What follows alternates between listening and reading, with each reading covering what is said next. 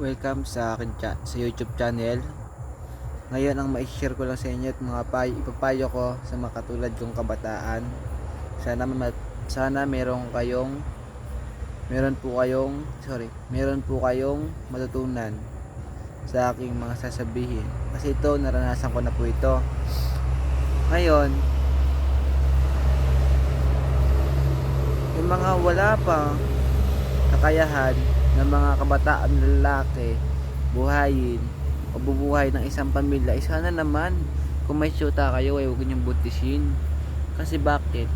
Una, pag nabuntis niya ng anak yan, wala kayong trabaho kasi nga bata pa kayo, wala kayong karanasan. Ang magulang ng babae ang mahihirapan. Pangalawa, marami nang mahihirap sa Pilipinas. Kaya hindi na asin ang Pilipinas eh. Alam mo kung bakit? Isa sa mga sakit o issue ng bansang Pilipinas ay ang pagkakaroon ng mga bata o kabataan na sinasabing pag-asa ng bayan ay maagang nabubuntis, maagang nagsasama, kahit hindi pa kasal, wala pa sa tamang edad, wala pa sa tamang oras. May mga oras tayo o panahon na dapat ilaan sa buhay natin, gaya ng bata pa tayo, pinag-aaral tayo. Tapos pag nakapagtapos tayo, magtrabaho tayo. Pag nakapag-ipon na tayo, may matatag na tayong hanap buhay. Kasi nga may pinag-aralan tayo, di ba? Nakatapos tayo. Mayroon tayong trabahong maganda ngayon. Kung yun ang gagawin ng bawat kabataan sa ngayon, panahon ngayon, na sinasabing pag-asa ng bayan, siguro naman ay kukunti ang bilang ng mga mamamayang Pilipino na mahirap na nasa laylayan. Paano nasabing nasa laylayan? Kasi nga wala pa sa tamang panahon, wala pa sa tamang oras, nag-aasawa na, nag-live-in na. Anong trabaho? Construction. Anong trabaho? Boy. Anong construction? Anong trabaho? Nagdadagat. Bakit? Hindi nag-aral.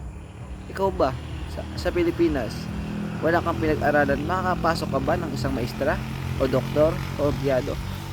Oo, hindi lahat ng may pinag-aralan yung mayaman, pero sa 100% na sinasabi ko sa inyo, makagaya akong kabataan, 100%, siguro sabihin natin na 70%, kapag may pinag-aralan ka, magandang trabaho mo, o naging doktor ka man, naging teacher ka man, 70% na ikaw ay pwedeng yumaman. Bakit? Mataas ang sweldo mo, mataas yung knowledge mo, yung pera mo maiipon mo. Pag marami ka ng ipon, tsaka ka papasok sa investment, mag-i-invest ka ng bahay, mag-i-invest ka ng lupa, mag-i-invest ka ng negosyo. O ngayon ay ipon ka, tsaka ka mag-asawa, kaya mo nang buhayin, doktor ka, maestra ka, diba? Mga kabataan ngayon na sinasabi pag-asa ng bayan, pero hindi ko naman sinasabi na isa ako sa mga kabataang matino ha. Ako 18 anyos pa lang ako ngayon. Tumigil ako sa pag-aaral ngayong taon na to, 2023. Tumigil ako kasi gusto ko mag-ipon. Kasi nga gusto ko mag-aral, makapagtapos. Kasi lumaki ako sa kahirapan. Yun lang. Naging basagulero ako. Barumbado ako. Pero nagbago na ako. Kasi nga simula nung 18 ako, 17 anyos, 17 to 18 years old ako, nagbago na yung pananaw ko sa buhay. Marami akong mga nakita, marami akong dapat baguhin sa sarili ko, kaya unti-unti ko nang binabago ngayon. Kaya ako nagbibideo, ipopost ko sa YouTube channel ko, kasi gusto ko na mas marami pang makaalam ng karanasan ko at may mapulutan ding aral. Hindi yung nag-aaral kayong dalawa tapos mag-shota kayo mga ilang buwan, di pa gumagraduate hindi pa gumagraduate. Aba, ay buntis na si babae. Aba, ay tumigil na ang lalaki at nagtrabaho na lang at pinanagutan ng anak. Pero kung ginawa nyo yung nag-aaral muna kayo, oo, sa isang relasyon hindi na mawawala yung sex. Kasi nga kasama yan sa isang relasyon. Hindi nabubuo ang love kapag wala niyan. Kasama yan sa isang relasyon, yung sex na yan, yung kalibugan na yan, kasama yan. ang point ko lang dito sa mga sinasabi ko ay kung hindi pa kayo handa at wala pa kayong narating sa buhay nyo, aba, at tigil-tigilan nyo muna yung kalibugan mo. Maawa kayo sa magulang nyo. Kung mga anak kayo, edi magulang nyo pupunta sa ospital. Paano kung wala rin trabaho? Yung kapatid mo na nagtatrabaho, na may pinag-iipunan din, o kaya mga tita mo, uutangan nyo. Kasi inunan nyo yung katangahan nyo eh. Alam nyo yung katangahan, hindi ko masinabi na bubo kayo ha. Hindi nyo masabi rin yan na pagkakamali, aksidente. Ano yun? Bumuka ka tapos nabunggo ka ng titi, nabuntis ka. Tandaan nyo, ang mga Pilipino, yung mga mayan sa panahon ngayon, ay maraming dumadami ang may hirap. Kasi nga, nagmumula yan sa pagkabataan. Isa sa mga sakit nga ng Pilipinas o issue na kinaharap na hindi kayang solusyonan ng Pilipinas, ng gobyerno. Kasi kahit may kondom pa yan o ano pa man yan na binibigay, may matitigas pa yan ang ulo. Amakin mo, pinagka-college ng magulang, pinag-aaral yung babae, ngayon may syota, nabuntis. Ikaw ba yung magulang, hindi ba? O ngayon, nagsama sila, naglipin sila.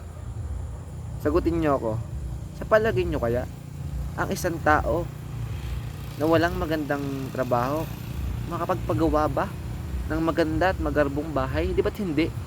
Siyempre, maaga sila naglibin, maaga silang nag-asawa, nagsama sa isang bubong. Anong bahay nila? Di kubo-kubo, kagaya ng bahay namin.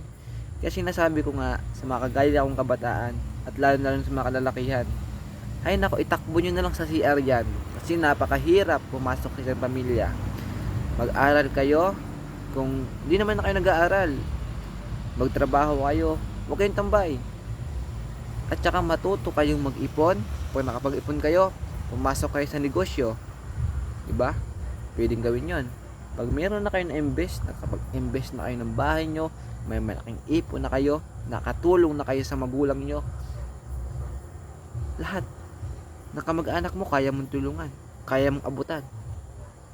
Pero yung wala ka pang nararating, wala ka pang diploma o titulo sa lupang ibabaw na to, ay inuna mga ganyang katangahan mo, nang buntis ka kagad, kahit alam yung pares pa kayo nag-aaral. Aba, ay anong kalalagyan ng mga anak nyo? Ay kawawa ang mga bata. May siguro naman makakatulad yun sa inyo na hindi nyo makapagtatapos. Kasi bakit? Wala rin kayo eh. Hindi nyo kaya pag-aralin yan eh. Kasi maga kayo lumandi. Diba? Aga kayo nag-asawa. Kaya ito lang O bakit? Marami nagtatanong sa akin sa isipan ko.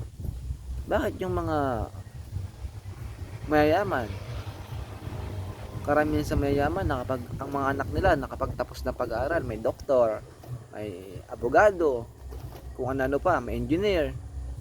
Kasi mapera sila, kaya nila magpaaral. Kayo, halimbawa, nag-aaral pa kayo, nang buntis na kayo, nagsama na kayo sa bubong, kaya nyo bang pag-aralan pag-aralin yung mga anak, magiging anak nyo? Di ba hindi?